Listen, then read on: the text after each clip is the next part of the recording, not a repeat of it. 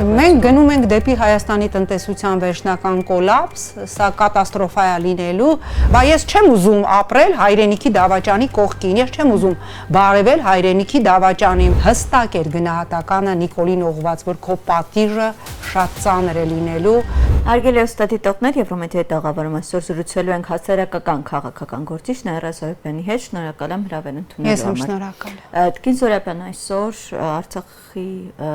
նախկին պետնախարար բարերար Ռուբեն Վարդանյանի ծննդյան օրն է, նախառիթից օգտվելով շնորհավորենք եւ շուտապույտ վերադարձ։ Եվ այսօր շատ էսպես իմաստալից, բովանդակալից ու շատ ուղերձներով, ձայնային նամակեր հրապարակել ուղղված հայ ժողովրդի եւ այնտեղ նաեւ կոնկրետ ասելիք կար Նիկոլ Փաշինյանին։ Ինչ տպավորություններ ունեք, վստահ եմ ծանոթ եք նամակին։ Այո, գիտեք, լսեցի Ռուբենի ուղերձը ձայնային Բաքվի բանտից ուղղված Նիկոլ Փաշինյանին եւ հայ հասարակությանը, ինչ ասեմ, ահա որ ծանր տպավորություն ստացա, թե ինչպես կարող է այդքան տարի թշնամու բերդում գտնվողը այդուհանդերձ պահպանել հավատը եւ լավատեսությունը։ Հստակ էր գնահատականը Նիկոլին ուղղված, որ քո պատիժը շատ ծանր է լինելու եւ ամենահետաքրքիրը այն էր, որ ասեց ես հայերենս չմոռանալու համար Բաքվի գրադարանում գիրք եմ գտնում եւ այնտեղ երկու գիրք ա եղել հայալեզու, մեկը Պետրոսյան, ենթադրում եմ Վարդգես Պետրոսյան, մյուսը եղել է Նիկոլի գիրքը եւ Ռուբենի գնահատականները տրված նման գիրք գրողի հոգեվիճակին շատ հստակ էր, բայց այնտեղ մի այսպես դրվագել կար, որ Աստծուն ապավինած մարդը հասկանում է, որ վատ հոգիները, չար հոգիները, իրենց երկրները, այսպես կեղեքած հոգիները հաջորդ կյանքում իրանք շատ նվաստ գոյ են լինելու եւ ինչպես Ռուբենը ասեց Նիկոլի դեպքում դու միգուցեև լինես անձրևավորտ, որովհետեւ այլևս փրկության ճանապարհ չունես եւ կոչն էր կարեւոր Ռուբենի, որ գնացեք ընտրության, որ հնարավոր լինի այս աղետը կասեցնել։ Տեղ կհաստի ասածը հայ հանրությանը։ Գիտեք, սիրելի Քրիստինա, ես այլևս որոշել եմ որևէ մեկի համար իմ առողջությունը, իմ նյարդերը այսպես վտանգել եւ չդնել, ինչ որ մարդկանց, ինչ որ բան անընդհատ բացատրելու զոհասեղանին։ Նայում եմ Գյումրիում, զոհվածի մայր փաթաթվել է Նիկոլին եւ շնորհակալությունը հայտնում։ Ինչի համար է։ Բայց առաջի տակ չեմ։ Այո, նախորդին էլ տեսանք էլի մի տիկին մոտեցել էր, էլի շնորհակալ, ասում է որդի զոհվել է։ Իդեպ այդ կինը ես ում որդին զոհվել է, ում թոռը զոհվել է, ինձ համար շոկային էր։ Ես մտածեցի մի պահ, թե այն կինը, որ փաթաթվել էր Նիկոլին, ասում էր թոռս եւ ամուսինը զոհվել են, ես ասեցի հնարավոր չի սա ֆեյք է, Ռոբերտ Աբաջյան պապիկ դվա են արել, բայց երբ որ վերլուծեցի, նայեցի եւ իմացա ով ա եղել այդ կնոջ թոռը եղել է Ռոբերտ Անանյանը, երիտասարդների առաջնության շախմատի ուրեմն չեմպիոններից մեկն է եղել եւ Ռոբերտի իր 18-ամյա որդու դիակը այս ընտանիքին տվել են 4 ամիս անց փակ դագաղով, տղան ծառայել է Մեղրիում, պատերազմի օրերին տարել են Ջեբրայիլ, այնտեղ զոհվել է 4 ամիս որդու դիակը չեն կարողացել գտնել, չեն իմացել որտեղ է, 4 ամիս անց հանձնել են ու ինքը այս տեսակ ոնց էր գրկել Նիկոլին, սենց լփալով, լացելով, խեղդվելով գրկել է, ասում է շնորհակալ ինչի համար է շնորհակալ, որ քո լույս որդու թորան դիակը, փակ դիակը, որտեվ այնքան ուրեմն աղավաղված ա եղել երեխայի դեմքը 4 ամիս անց եք ստացել։ Ես եղել եմ որպես հանձնաժողովի նախագահ Աբովյանի դիահերձարանում, հիշում եք այն սկանդալային դեպքը, երբ որ մեր տղաների դիակները սպիտակ կարտոֆիլի պարկերի մեջ լցված էին։ Ես մտել եմ այդ սենյակները, ես տեսել եմ այդ ճանջերը, այդ հոտը, այդ մարմնի, նեխած մարմնի հոտը ես տեսել եմ։ եւ այդ կերպ հանձնել են թորանը ու Նիկոլին ասում է շնորհակալ եմ։ Իսկ հասարակության այս սեգմենտի այս քայլը հոգեվիճակը ինչ որ բացատրություն ունի։ Ես ունեմ բացատրություն, ես մշտապես ասել եմ, Այսինքն է դրթում նրանց օրինակ Քրիստինա ջան, սա աղանդ, ես որպես լրագրող շատ երկար եմ ուսումնասիրել, թե ինչպես են գործում տոտալիտար կազմակերպող վտանգավոր աղանդները։ Հիշում ենք Միացյալ Նահանգներում այդպիսի մի սեկտա կար եւ սեկտայի բոլոր անդամները 689 հոգի, որոնց մեջ նաև մանկահասակ երեխաներ, բոլորը երանավետ ժպիտներով թույն ընդունեցին եւ մահացան, որտեղ իրենց սեկտայի առաջնորդը ասել էր, որ դուք ինձ հետ միասին գնում եք շատ ավելի լավ կյանք։ Սեկտայի առաջնորդը թույնը չէր խմել, ինքը չէր սատկել, հա, բայց 689 աղանդավորներ, որոնք իրենց երեխաների բերանը դնում էին այդ թույնը, նիկոլիզմը սեկտա է, որտեղ այլ կերպ, այլ տրամաբանությամբ հնարավոր չի բացատրել այն ինչ տեղի ունեցավ այսօր Գյումրիում, որ որդուն կորցրածը Նիկոլին գրկել է, ասում է շնորհակալ եմ, չեմ կարող, չի, եթե adekvat ուղեղը իմ չի կարող այդ ալգորիթմը հասկանալ, դա հնարավոր չի, մեկ բացատրություն, մեծամասնություն չեն ցավոք սրտի, պարզապես Նիկոլի սեկտան, Կամ ձայնն են նրանց ավելի այսպես ասած։ Այո, պարզապես ամբողջ խնդիրը այն է, որ ի տարբերություն ընդդիմության ընտրողների, Նիկոլի ընտրողները մոտիվացված են, ես ասել եմ, նրանք իրանց սեփական թաղումը կհետաձգեն, կգան կընտրեն Նիկոլին, նոր կգնան կմեռնեն, բայց մենք տեսնում ենք, որ այն adekvat հատվածը, ով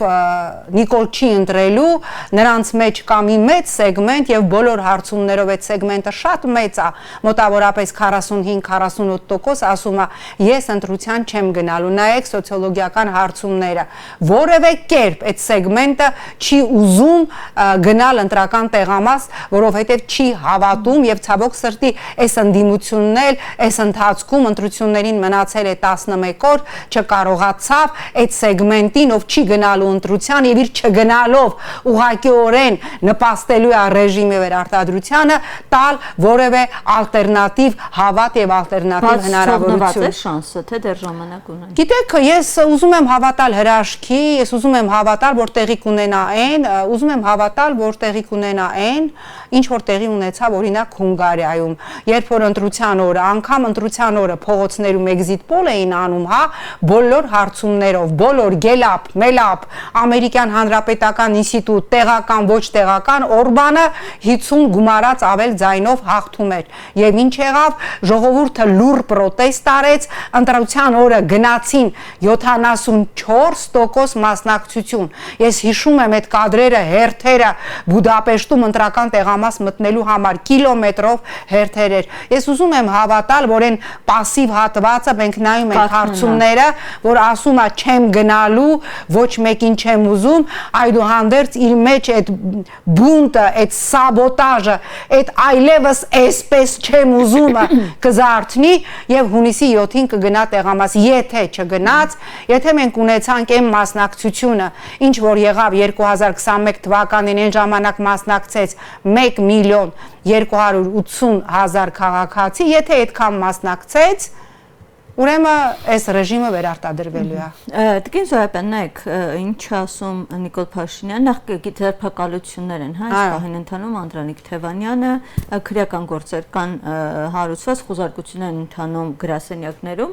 ասում է Հայաստանում կան էլի շատ գործակալներ,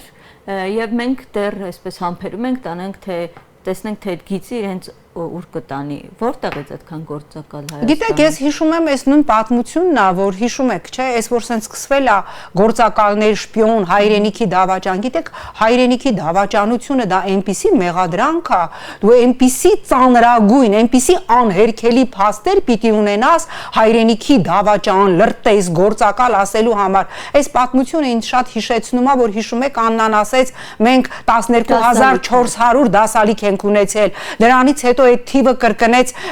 Ալիևը, դրանից հետո ինչ որ մարդկանց տարան պետական դավաճանության համար կալանավորեցին, ասեցին մեկը մի հատ օծանելիքի դիմացա հայրենիք ծախել, մեկը ես չգիտեմ $300 դիմացա ծախել, բա այդ գործերը ինչ եղան, այդ գործերը ինչ եղան, այդ քրեական գործերը, բա մենք չիմանայինք $300 հայրենիքը ծախածը ինչ եղավ, արդարացվեց թե չէ, բա այդ 12000 դասալիքները ինչ եղան, այս այնպես որ ես կարծում եմ այս գործակալ դասալիքը այս լրիվ նույն սերիայից է։ Հետո մենք էլ իմանանք ով են մեր շրջապատում։ Իհարկե, բա ես ուզում եմ իմանամ, բա ես չեմ ուզում ապրել հայրենիքի դավաճանի կողքին, ես չեմ ուզում բարևել հայրենիքի դավաճանին, որտեղ հայրենիքը ինձ համար բարձրագույն արժեք է եւ սա ռաբիզ ու լալահարաճ էմոցիոնալ հայտարարություն չի, բայց հայրենիքի դավաճան մեղադրանքի տակ դու այնպիսի լրջագույն անհերքելի փաստեր պիտի դնես, որ դա լինի անհերքելի, ոչ թե ասես նիստից մի հատ զապիս է, նիստից, որի սղագրությունը ազգային ժողովի կայքում դրված է, սա աբսուրդ է, սա ասում եմ, այն 12400 դասալիք սերիայից է, որ Աննան ասեց, Ալիևը կրկնեց, սա այն սերիայից է, որ պատերազմից հետո քանի հոգու տարան կալանավորեցին, մեկը $300, մեկը մի հատ օծանելիքով հայրենիք է ծախել, հետո մենք այստեղից այնտեղից իմանում ենք, որ այդ բազմաթիվ գործերով այդ մարդիկ արդարացվել են, բայց հանրությունը իմանում է, որ նա դավաճան է, բայց հետո չի իմանում, որ այդ մարդիկ արդարացվել են։ Սա է աբսուրդը։ Սա անոնս էր հետագա ձերբակալությունների։ Ավելի քան վստահ եմ, այո, սա անոնս էր։ Կարող էպիսի պատկեր լինի ընտրություններ միջև հասնեն մնա քաղաքացիական պայմանագիրը եւ մի քանի ուժեր, հանրապետությունը։ Դե մենք տեսնում ենք, որ Նիկոլ Փաշինյանի սատելիտ կուսակցությունը Արամ Սարգսյան ամեն օր ասում է, հանեք չեղարկեք Սամվել Կարապետյանին, բան ինքը չգիտես ինչ որ ֆոբիա ունի Սամվել Կարապետյանի հանդեպ, ես չեմ բացառում, որ դեռևս այս 1.5 շաբաթ կա, այս ընթացքում մենք տեսնենք ճակերտավոր նոր հայրենիքի դավաճաններ, նոր գործակալներ, նոր ես չգիտեմ ինչ որ աղմկահարույց, ուրեմն բացահայտումներ ճակերտավոր լինի, որովհետև ակնհայտ է, որ ռեժիմի համար այս ընտրությունը ուղիղ իմաստով, ոչ թե փոխաբերական, ոչ թե ալեգորիկ, ուղիղ իմաստով կյանքի եւ մահվան հարց է եւ մենք գիտենք Նիկոլին մի մարդ ով իր վերարտադրության համար որևէ կարմիր գիծ չունի ուստի ես սարսափով եմ մտածում թե առաջիկա 11 օրերի ընթացքում ինքը էլ ինչ կարմիր գիծ է խախտելու թվում է թե չկա կարմիր գիծ որ ինքը խախտած չլինի Տիկին Զոհեբյան պատկերացնենք այնպիսի մի իրավիճակ որ ամեն դեպքում ընդդիմությանը հաջողվում է այսպես միանալ ու ավելի շատ ձայն հավաքել, քան իշխող ուժը։ Այդպես հեշտ Իհարկե ոչ։ Նախ ես չեմ կարծում Նիկոլ Փաշինյանին, եկեք մի թերագնահատեք էլի, որ ինքը խելք չունի, ինքը ամեն ինչ ունի։ Թերագնահատել չկա, զուտ է դիտարկումը, հեշտ կփոխանցի իշխանությունը։ Իհարկե ոչ, Նիկոլ Փաշինյանը, եթե անգամ 1% ձայն չհավաքի, ինքը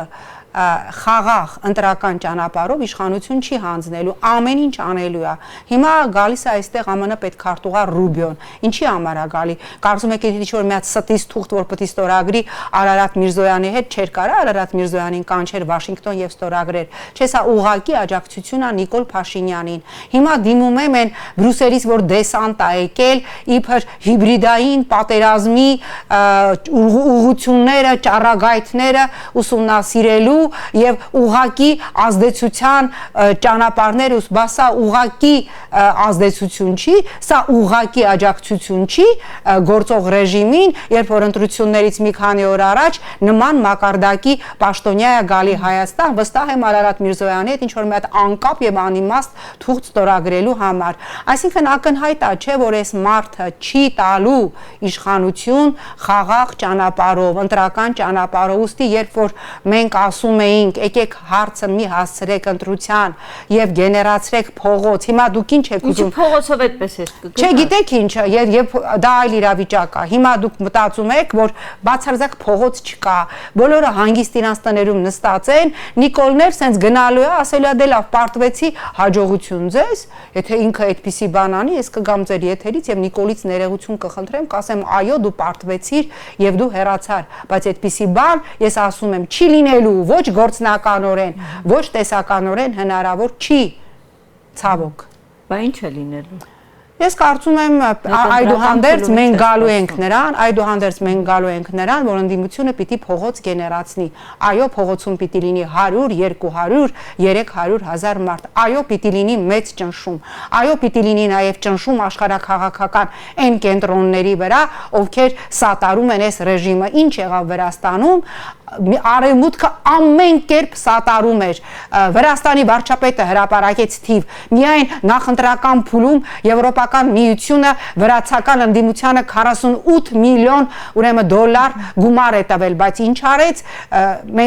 մենք տեսանք, որ իշխանությունը ուղղակի Արևմուտքին ասեց. դուք չեք սարքելու մեզ ձեր խամաճիկը։ Հիմա եթե փողոցում այսքան գեներացված ժողովուրդ լինի, Արևմուտքը ում շուննա, Ռուսաստանը ում շուննա, Ռուբիոն ում շուննա, Վենսը ում շուննա, ես չգիտեմ Թուրքիան, Ադրբեջանը ում շուննեն, որ հայ ժողովրդի հավաքական կամքի դեմ, երբ որ իրենք տեսնեն, որ փողոցում 100 հազարավորներն են, ինչ որ ճնշում անեն, չի լինելու։ Այնպես որ միակ տարբերակը ես շարունակում եմ պնդել, որ ընտրական հունիսի 7-ին զուգահեռ պիտի լինի փողոցը։ Տիկին Զոհրաբյան, ԵԱԿ ժումիկներ հայտարարություն տարածել նախընտրական քարոզարշավի պրոցեսների մասին եւ այսպիսի մի արձանագրում ասում են ծայրահեղը բևեռացված, այո, քարոզարշավ է ընթանում։ Որ ասում է ԵԱՀԿ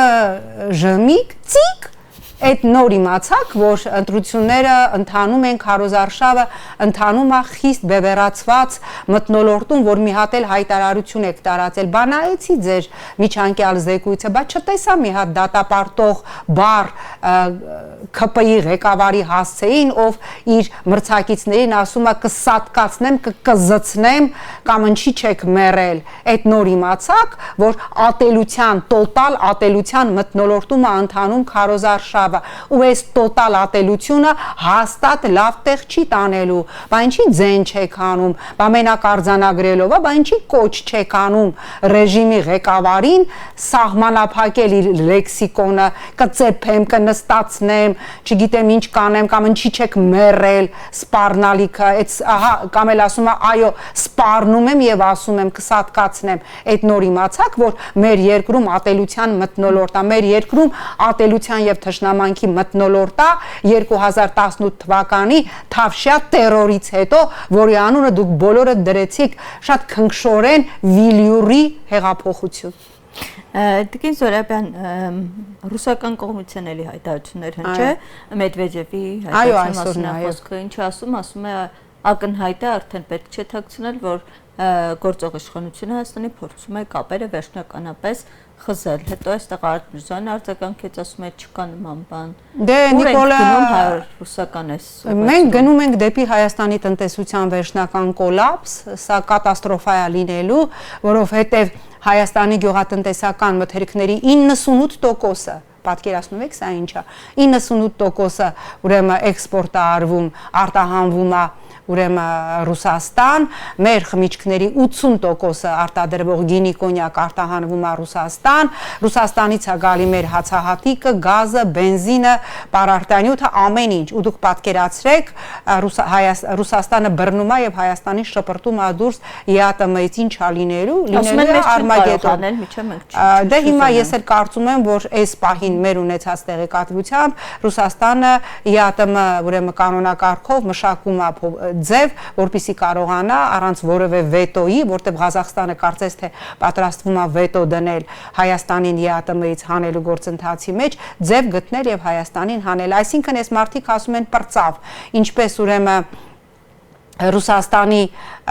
փոխվարչապետներ ասում, միաժամանակ երկու հարսանիքներում ապարել հնարավոր չի, Նիկոլը շատ է ապարել, էլ հնարավոր չի։ Ինչ մեխանիզմներ կան, ոնց կարող են Հայաստանին օրինակ։ Ես ԵԱՏՄ կանոնակարգին սանկցիաներ, արդեն սանկցիաները սկսված է։ 91 միլիոն հատ ծաղիկ մարդիկ հսկայական գումարներ են դրել, ջերմոցներ են արել, 91 միլիոն հատ ծաղիկ հետա ուղարկվել, վառել են, թափել են, տանեիք գոնե երաբլուր դնեիք, հազարավոր տոննաներ ձուկ, ելակ, ամեն ինչ առաջիկայում ուրեմն